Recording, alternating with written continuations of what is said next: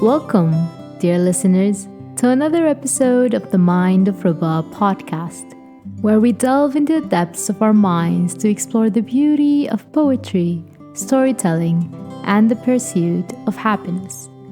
I'm your host, Rubezuddin, and I invite you to join me on this journey of creativity, inspiration, and the search for peace, where I hope I can bring a smile to your face. In today's episode, we have crafted stories that aim to touch your hearts. Through the art of storytelling, we hope to foster a sense of sincerity and encourage your creative spirit to soar high. Each word and every phrase we share today has been carefully chosen to awaken the dormant dreams, hopes, and aspirations that reside deep within us all. It is my sincere desire that this episode becomes a respite from the chaos of the world, offering you a momentary escape into the world of pure imagination, where happiness and peace intertwine.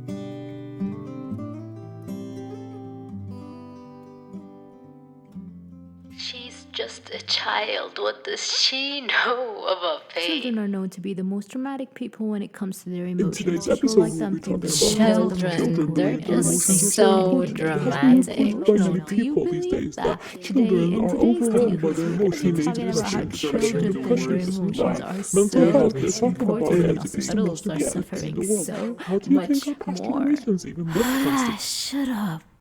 That was so much to comprehend. They think age matters when it comes to mental health.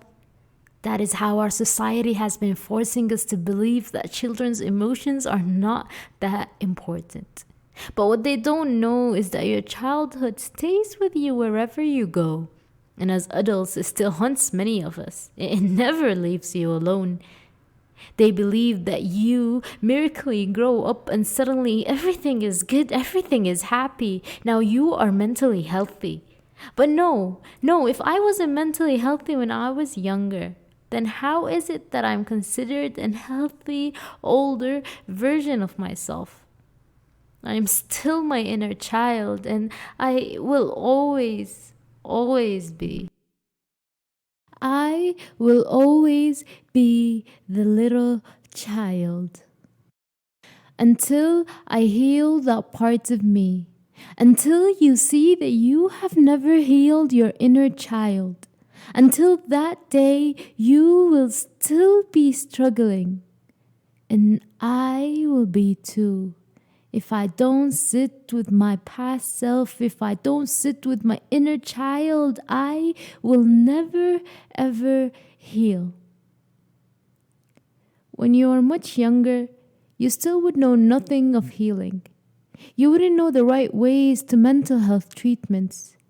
But it is now that you are responsible of learning how to deal with your inner broken butterfly wings. It is not a one-day process. It is a timely process. I don't want you to act like everything is all right when you know that it isn't. I want you to remember everything and not forget it. Don't put it to the back of your head. I want you to first address these issues, then later on, let them live in your subconscious mind.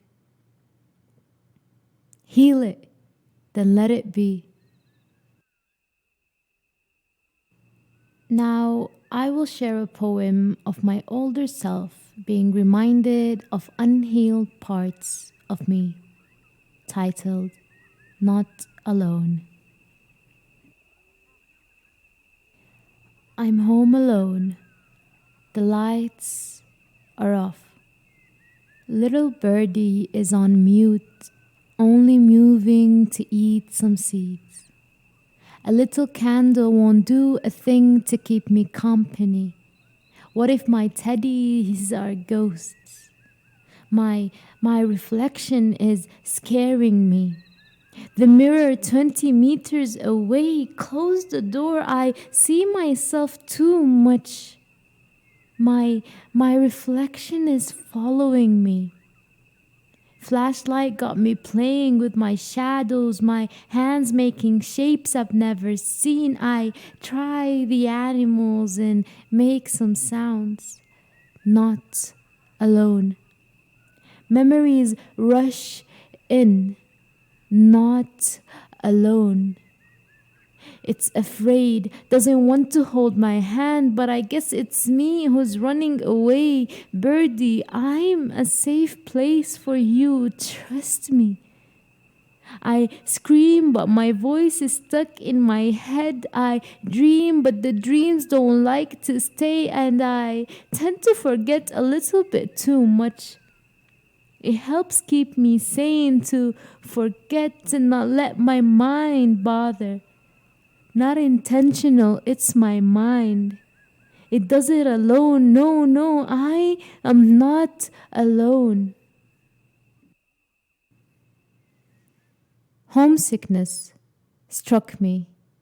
I missed my mother more than anything. Everything around me lost its taste, and being alone was a new fear of mine. I was convincing myself that I am not alone, denying the fact that I was truly home alone, that my family is in another continent. The only thing I had with me was the little birdie and my teddy bears. The bird was new. It was scared of my fingers, so I couldn't hold it. It was so distant. My mind tends to forget painful times in my life. It is a good and bad thing. Good because I can continue on my life normally, and bad because whenever I remember these memories, they hurt as if they are news to me. As if they were news to me. It is because I never allowed them to feel. It is because my mind copes by forgetting, and I learned this fact recently. Memory struck my older self. I thought at first that it was a new fear, that being alone never was a fear, but in reality, it has always been. I don't recall because my mind was forced to forget so that younger me can go on, so that she can go on and live her life, so that a child can easily breathe without giving too much meaning to what it is that she had in her mind. It is only now that I understand my coping mechanisms. It is only now that I try to heal every part of me so that it never triggers me again. So that I don't deny being alone again. So that I don't say that it's a new fear and realize that it has been there since the beginning of time. Denying has never got me anywhere. Saying I was not alone when obviously the only thing keeping me company at the time was a frightened little bird. I couldn't and didn't want to accept the reality that I was facing. My feet are tired from running. How much longer will I keep running from my fears? How much longer will you be running? Huh? When will you sit down and rest? Rest and think of how to face this issue so that it doesn't keep on pestering you your whole life span. You don't want to be 50 and still struggling with your past 50 years' memories. You want to move on and learn how to live with them, just as if they were your little friends that helped you pass the hardest issues in your life. Think of them as companions, as helpers, as best friends. Learn to love them so that you can grow and smoothly let life pass by you. Till this day, I still struggle with my past memories. I still find it hard to remember these stories that I have been through. I tend to think, why remember a painful moment when you can just forget it? But oh well, this has got me in a lot of problems. Because when the same situation happens again in life, I don't know how to deal with it. Why? Because I've kept it at the back of my mind. I tried my best to not think of it or try to heal it or to try and find a solution for it. And that's why I struggle again and again and again. And I bet that's why you struggle again and again and again. You need to heal your inner child. We all need to do that. It's not something that's spoken about frequently, but still, it's something that you should put in your mind and that you should try starting from today. I dare you. I dare you to sit down with your feelings and ask yourself what's bothering you. Why is it bothering you? How is it affecting you? And how can you deal with it? Journal. Write down, sing a song, maybe go out for a dance, go out to the gym, take a walk. Do anything to make yourself feel better. Try, and the rest will fall in place.